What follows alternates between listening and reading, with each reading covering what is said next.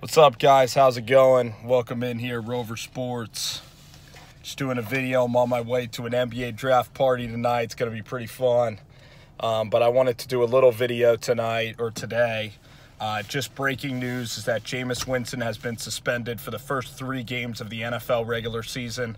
This is so devastating to the Tampa Bay Buccaneers because they go to the Saints. They have the defending Super Bowl champion Eagles in week 2 off of 11 days rest because the Eagles play Atlanta on Thursday of the first week. And then they have the Steelers, and the Steelers at home is a winnable game. That's the only game I think that's very winnable.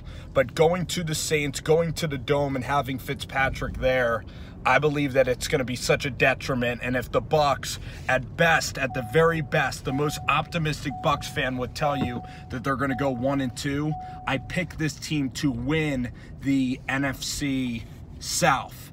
And I actually had the Bucs going 3-0 with Jameis Winston. I had them beating the Eagles. I had them beating the Saints. And I think Jameis is an extremely talented quarterback. And last year, he performed great down the stretch. It's just that Jameis was young. They had all the new personnel of Deshaun Jackson, O.J. Howard, the coach of the Tampa Bay Buccaneers the first year got fired. Who was that? My buddy Shu with me right now. Who was that? You remember the Bucs coach got fired, right? Before Dirk Cutter came in? Did they ever have Lovie Smith? It was Lovie, but I know, maybe Schiano? Greg Schiano. Yeah. But, that might be correct. Yeah. It was one of these defensive guys like Mike Smith, Greg Schiano. I don't know why I just ate my grapes now.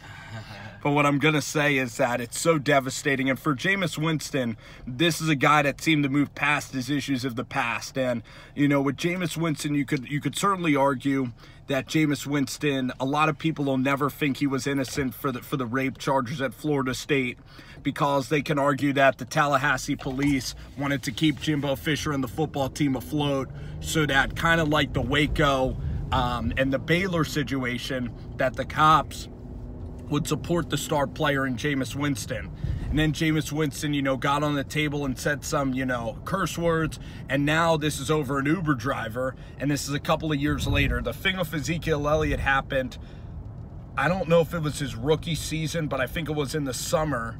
And Elliott did go to Mardi Gras and have that thing, where he was, just playing around, and he had that situation go down. So at Mardi Gras. But the thing I was going to say about Winston is he's been clean for 2 years now. This I think is going to permanently ruin his reputation, because you look at Tom Brady, and something as little in substantial value as deflating footballs, which I think is, in the grand scheme of life, I think that the Deflategate thing was not a big deal whatsoever.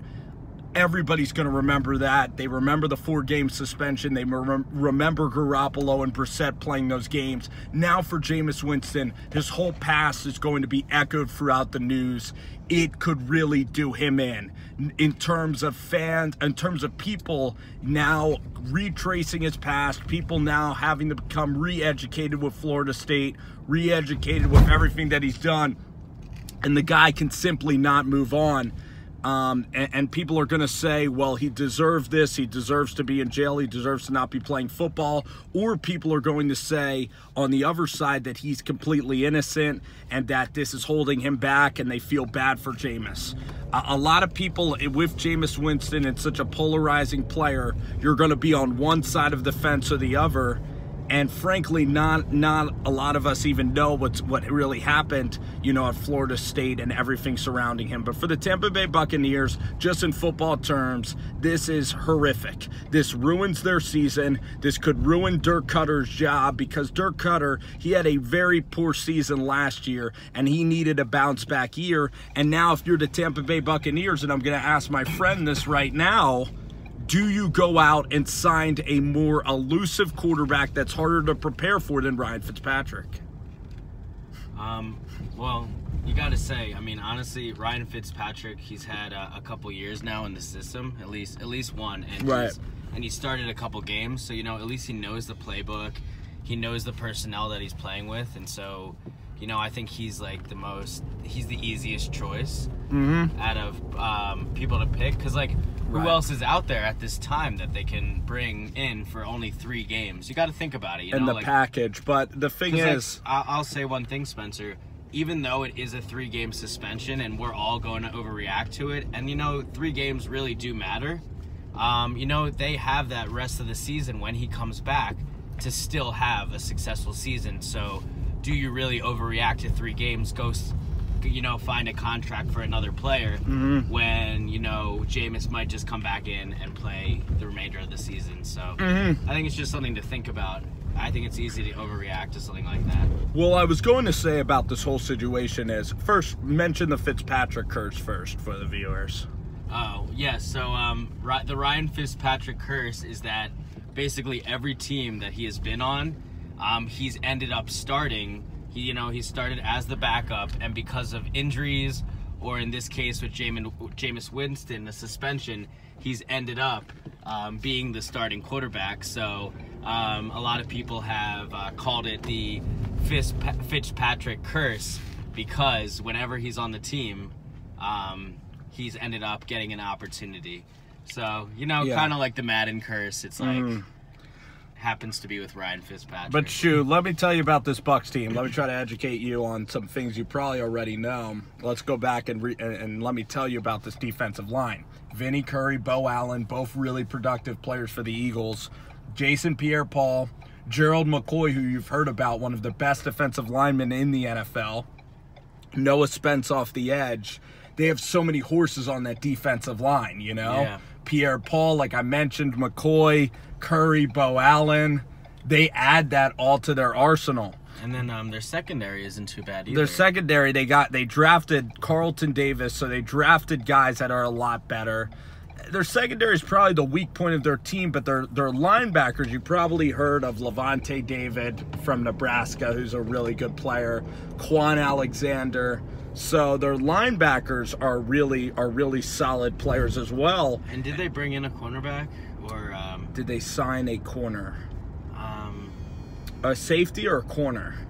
I'm not sure, but I thought that they brought somebody in on the in the secondary. I think so too. I think that we're shorting a couple of guys in the corner in the secondary, but I love their draft. And then of course Ronald Jones, how's this going to impact him? And then OJ Howard, I think OJ Howard's going to be great. A lot of people forget about that OJ Howard pick because of the season that they have, but they have Cameron Brate and OJ Howard. That's going to be good for this quarterback that's going to be filling in. Yeah, and I'll also add to that a lot of people, Mike Evans had a down year, but when he at his peak, he can be one of the top 5 wide receivers in the league. Totally elite. And a lot of people, honestly, again, the attention goes to guys like Mike Evans, focusing on Winston, but actually their second wide receiver, Chris Godwin, has been getting a lot of praise in the offseason. I believe that he's going to be a second-year guy. Penn State. And a lot of people are thinking of him as a potential sleeper, whether in fantasy or real life. So, fantasy is real life. I think it was, like Spencer suggested, it really was setting up for this offense to explode, finally getting a running back that, he's coming in healthy with youth and talent. Yes. OJ Howard taking the next step, Chris Godwin. Brate there as a veteran, Mike Evans, so a lot of Humphreys, talented pieces. Not Mike Humphreys, but it could be. Humphreys. No one knows his first name. Adam Humphreys. He compares to Cole Beasley. He compares to to every Patriot receiver like Amendola, Edelman. But Humphreys is a guy that can get open, make plays. But also the Buccaneers, they have Alex Kappa on the offensive line. They have a guy, Ali Marpet, from a Division III school. So they have.